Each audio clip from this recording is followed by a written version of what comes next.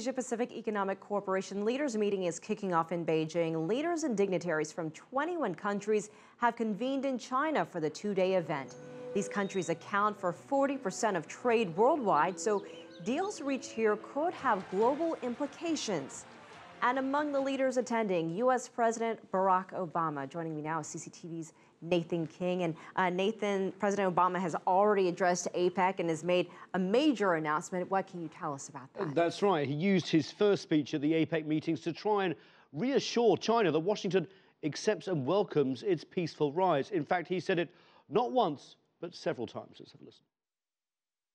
Over 440,000 jobs. And while these agreements are laudable, they are relatively low-hanging fruit. The really critical agreements between China and the US have yet to be negotiated in full, and there are growing disagreements between the two largest economies. The biggest issues will dominate the discussions between the two presidents, Xi Jinping and President Obama, when they meet for summits on Tuesday and Wednesday. Let's have a look at what's at stake. As US President Barack Obama arrived in Beijing, two central questions. Just how committed is Washington to the so-called rebalance to Asia? And what is the next step in US-China relations? The much-anticipated meetings between Obama and Chinese President Xi Jinping over the next 2 days will be their fourth set of meetings since last year's informal gathering at the Sunnylands estate in California.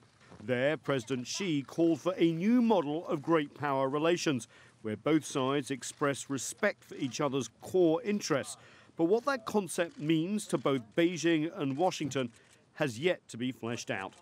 There are core areas where the two largest economies are working together. On climate change, as leading emitters, both powers are increasingly trying to develop a framework for cutting greenhouse gases and enhanced clean technology. Expect progress when the two leaders meet. With a deadline for a deal on Iran's disputed nuclear program now just days away, both powers want to seal the deal.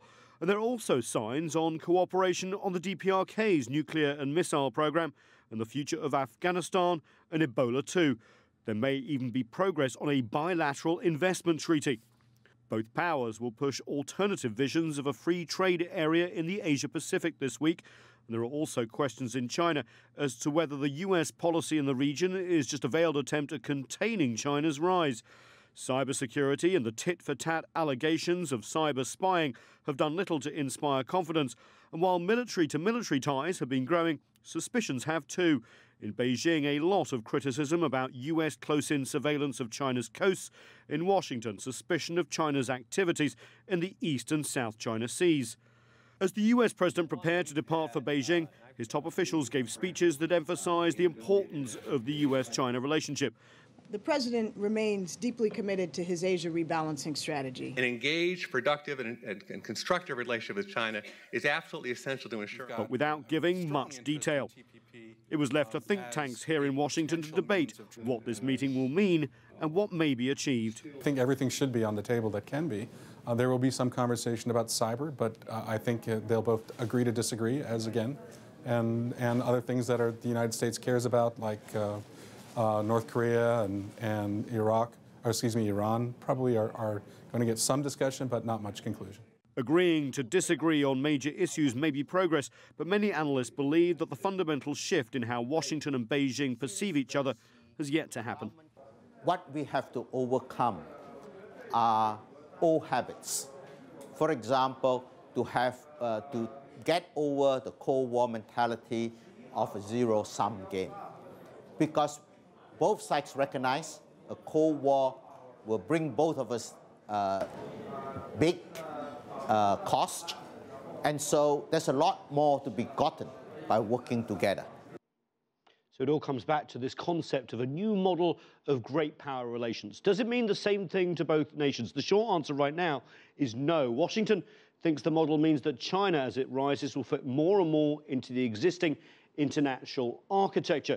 For Beijing, the concept means that Washington will accept that China has strategic interests that may run counter to the US, but that they should be respected. So still a bit of talking past one another. And U.S. President Barack Obama will have a state visit with President Xi Jinping, so China-U.S. meeting. What about the United States and Russia? Well, they've already had a brief encounter between Vladimir Putin and President Obama before a photo op. Now, it was called a brief encounter in official discourse because they didn't really speak about anything. But all eyes, of course, on these two leaders. The situation in eastern Ukraine seems to be going from bad to worse, more sanctions being threatened. And there's also this debate within the U.S. administration about they see Russia's pivot to Asia as well and pivot to China, and they're worried a little bit about that.